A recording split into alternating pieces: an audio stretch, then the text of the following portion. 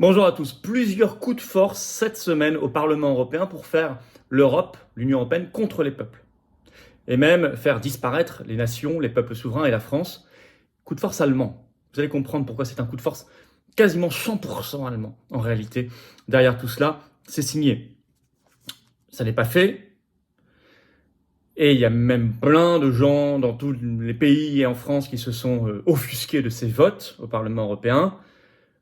C'est du carburant pour le Frexit, tout ça, et pour la libération de tous les pays. Et même, suite à ces votes, des personnalités influentes dans leur pays, comme en Suède, qui ont changé d'avis, qui sont maintenant pour la sortie de leur pays de l'Union européenne. C'est du carburant. Donc faites savoir, je vais vous expliquer ce qu'ils ont voté, je vais vous expliquer ce qui est inadmissible, je vais vous expliquer pourquoi c'est allemand derrière, et je vais vous expliquer pourquoi on doit en sortir, bien évidemment. Donc partagez cette vidéo, diffusez-la s'il vous plaît. Abonnez-vous pour cela à cette chaîne YouTube, vous cliquez pour cela sur s'abonner. Un petit clic en dessus, s'abonner, c'est gratuit. Vous êtes abonné ou réabonné à la chaîne. Peut-être d'ailleurs que YouTube vous a désabonné. Vérifiez cela. Bienvenue sur la chaîne. Plus vous êtes abonné, plus les vidéos seront recommandées automatiquement par les algorithmes de YouTube. Donc énorme merci à vous. Il aime si vous mettez un commentaire ou un pouce en l'air. Vous le savez, s'abonner est particulièrement important. On se retrouve le jeudi 30 novembre soir, grosse réunion publique. Je suis à Nîmes, Tour de France de la Liberté. Inscrivez-vous. Un petit formulaire d'inscription pour être à Nîmes sous la vidéo en description. C'est ouvert à tout le monde, adhérent comme non-adhérent. Pareil pour notre grand rassemblement, manif national, jeudi 7 décembre. Rendez-vous 10h, Paris, place Pierre-Laroque, sous les fenêtres du ministre de la Santé Rousseau, sur les effets secondaires. Myriam Palomba, Marc Doyer m'ont déjà confirmé leur présence. Il va y avoir un monde fou. C'est ouvert également à tout le monde. Venez, extrêmement nombreux, bien évidemment. Eh bien, nous allons commencer. Coup de force allemand à Bruxelles, au Parlement européen, plus particulièrement, donc à Strasbourg aussi, cette semaine. L'Allemagne derrière, disparition des peuples souverains, de la souveraineté française qui est votée, de la France. Ça n'est pas fait, attention, c'est pas quelque chose qui est déjà entériné dans le droit, ni dans les traités. Mais on va voir ensemble ce que c'est, et vous allez comprendre le caractère inadmissible, la folie de ce projet-là. Et tous ceux qui vous disent on va réformer l'Europe de l'intérieur, et la preuve ici que ce sont des mensonges. Oui, ils peuvent la réformer de l'intérieur, mais c'est toujours dans le même sens. Plus d'Union européenne, moins de France. Le vote, c'était le 22 novembre. Le Parlement européen a voté par 305 voix contre 276 un rapport qui fait des propositions de réforme radicale des traités européens.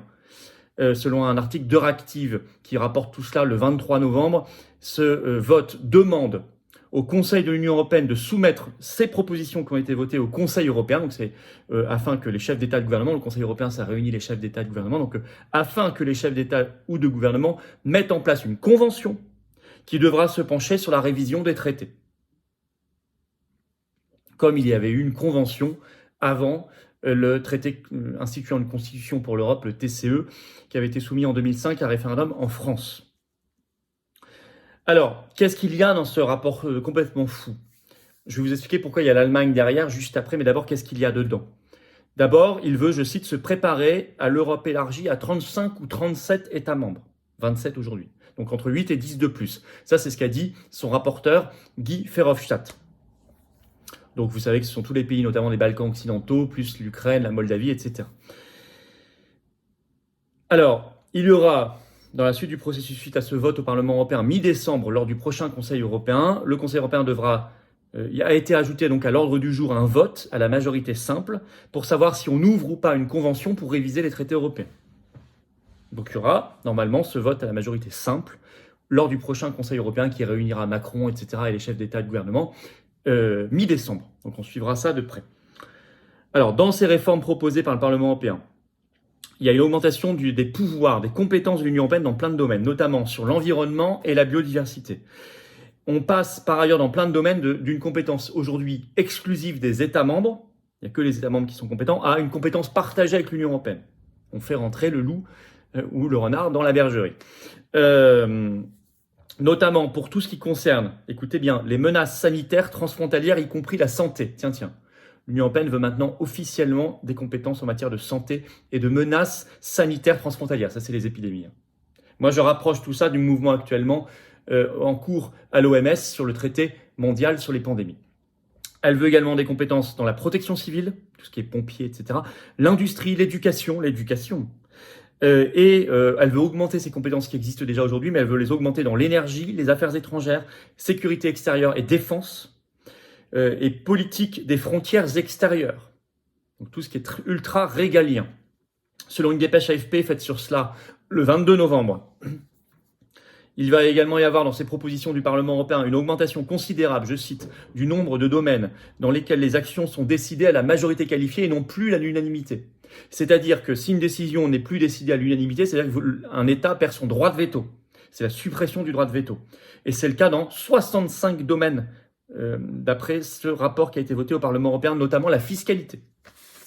Mais aussi, par exemple, les sanctions, qui sont décidées par exemple dans les conflits internationaux, comme actuellement les sanctions anti-russes. Aujourd'hui, vous pouvez avoir un droit de veto, il serait supprimé.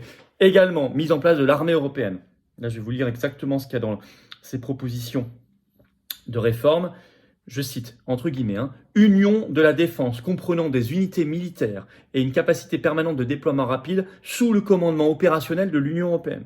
Nous devons être capables de nous défendre nous-mêmes, ce qui n'est pas le cas aujourd'hui, a souligné un co-rapporteur, Sven Simon. Alors, toutes ces propositions rejoignent, on avait fait une vidéo très tôt, le jour où il était sorti, le fameux rapport franco-allemand publié en septembre dernier qui faisait ces propositions-là, ça rejoint complètement, c'est la même vision de transformer l'Union européenne en un État. C'est même plus l'Europe fédérale, aujourd'hui c'est déjà l'Europe fédérale. Quand vous ne maîtrisez plus vos lois, votre monnaie, vos frontières déjà largement, votre budget déjà largement, et plein d'autres domaines, vous êtes déjà dans une Europe fédérale.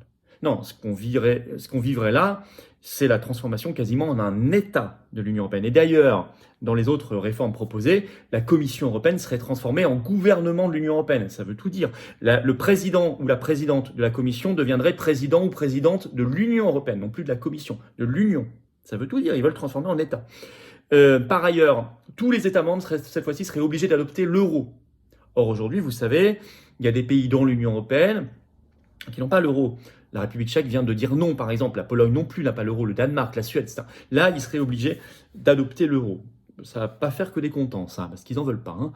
Par ailleurs, a été voté, parce qu'il n'y a pas que ça qui a été voté au Parlement européen, il y a deux autres choses, notamment le 21 novembre, à 430 voix contre 172, une résolution qui ajoute dans les traités européens, mais c'est dans la même lignée, la supériorité du droit européen sur le droit national. Aujourd'hui, bien sûr qu'il y a déjà la supériorité du droit européen sur le droit national, mais il y a ça par une jurisprudence de la Cour de justice de l'Union européenne. Ça n'est pas écrit explicitement dans les traités européens. C'est la CJUE, la Cour de justice de l'Union européenne, qui a décrété cela depuis longtemps, depuis les années 60, qui a décrété que le droit européen était supérieur au droit national. Là, ils veulent l'écrire dans les traités. Donc le graver beaucoup plus dans le marbre. Je vous signale qu'il était écrit dans la Constitution européenne qui a été soumise à référendum en 2005 aux Français. Il était écrit ça. Il était écrit exactement le droit de l'Union européenne prime le droit des États. Il était écrit ça, ce qui est la même formulation d'ailleurs que dans la Constitution allemande entre l'État fédéral et les États fédérés. Donc on voit que c'est une transposition totalement allemande. Quand notre vote ou celui des Néerlandais a été bafoué sur la Constitution européenne, ils ont fait 3 ans plus tard le traité de Lisbonne, vous le savez. Mais ils n'ont pas tout repris dans le traité de Lisbonne, quasiment tout, mais pas tout. Et notamment, ils n'ont pas repris ça. Dans les traités actuels et dans le traité de Lisbonne, il n'y a pas la supériorité du droit européen sur le droit national. Là, ils veulent le mettre. Donc en plus, ils trahiraient une fois de plus notre vote sur la Constitution européenne en le mettant. Et ils copieraient la formule allemande, du fédéralisme allemand. Alors c'est totalement allemand, on le voit par ça. On le voit aussi parce que tout simplement, le principal rapport là, dont je vous ai parlé, Verhofstadt, tout ça, il y a 5 rapporteurs, 5 eurodéputés rapporteurs, 4 sur 5, à part Verhofstadt qui est belge, mais très lié à l'Allemagne, les 4 autres sont de nationalité allemande. Avec quasiment tous les partis allemands représentés. Il y a l'eurodéputé Sven Simon, qui est un homme politique allemand de la CDU, en Allemagne, il était au PPE, au Parlement européen. Il y a Gabriele Bischoff, qui est une femme politique allemande du SPD, donc social-démocrate, syndicaliste par ailleurs. Il y a Daniel Freund, qui est un homme politique allemand des Verts. Et il y a Helmut Scholz, comme son nom l'indique, il est allemand. Et lui a Die Linke. Plus, donc, je vous ai dit, Verhofstadt, qui lui est belge, mais très lié à l'Allemagne. 4 sur 5, 80% sont allemands. Sur plein de partis politiques différents, CDU, SPD, les Verts et Linke, la gauche, Die Linke. Ce qui est considéré normalement à la base comme proche de Mélenchon. Donc c'est un coup de force allemand. Je l'ai vu aussi, je vous l'ai démontré par cette définition du fédéralisme européen. Par ailleurs, c'est dans la lignée du rapport franco-allemand de septembre 2023, mais qui était beaucoup plus allemand, voire américain derrière par influence que français. Et autre signe que c'est très allemand, a été voté une troisième chose au Parlement européen, décidément ils se sont déchaînés, ce 22 novembre, un nouvel accord de libre-échange entre la Nouvelle-Zélande et l'Union européenne, par 524 voix contre 85. Seuls 85 ont voté contre. 524. Donc tous ceux qui vous disent on va changer la majorité au sein du Parlement européen, on va la faire basculer. Non mais, écoutez, vous avez vu les scores soviétiques? Même si vous rajoutez 30 ou 50 eurodéputés qui votent bien aux prochaines élections européennes, c'est pas ça qui fera basculer. La vraie solution politique avec un P majuscule à porter, c'est évidemment de se barrer. C'est le Frexit. Tout le reste, on vous dit ça chez LFI, Reconquête, RN, ça, ce sont des mensonges. On vient encore de le démontrer là. Bon, je reviens à cet accord de Nouvelle-Zélande-Union européenne, accord de libre-échange. Il doit entrer en application mi-2024.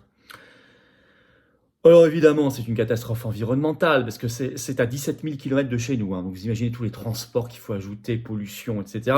C'est mauvais pour la protection animale, parce qu'il faut faire notamment traverser les animaux dans des conditions épouvantables. Et puis c'est très mauvais pour l'agriculture française, pour l'économie, l'agriculture, le social, puisque cet accord prévoit de supprimer 98,5% des droits européens, des droits de douane européens sur les importations de Nouvelle-Zélande d'ici 7 ans, notamment sur les produits laitiers et sur le bœuf. Donc tous nos agriculteurs et éleveurs français, à la poubelle. Ça, c'est ce que veut l'Union européenne. Alors, pourquoi je dis que c'est allemand? Parce que le libre-échange, qui pousse aujourd'hui aux accords de libre-échange? L'Allemagne. Parce que l'Allemagne, en échange, veut vendre ses automobiles, ses machines-outils, ses produits industriels, etc. Et elle sait que c'est surtout l'agriculture française qui va être saccagée en contrepartie. Et c'est partout dans le monde, et on le voit actuellement aussi au Mercosur où l'Allemagne pousse. C'est porté par Ursula von der Leyen, présidente de la Commission européenne, c'est négocié par elle, et je vous rappelle quand même qu'elle est allemande, ancienne ministre allemande de la Défense, très liée à Berlin, etc. Bon. Donc on est vraiment dans un coup de force, un coup d'État allemand via l'Union européenne cette semaine contre les peuples souverains, contre la souveraineté française et contre la France et les nations. Disparition de la souveraineté française et des nations dans ce projet. Je ne redémasque plus, je viens de le faire, les menteurs de la pseudo-réforme intérieure de l'Union européenne, il n'y en a pas.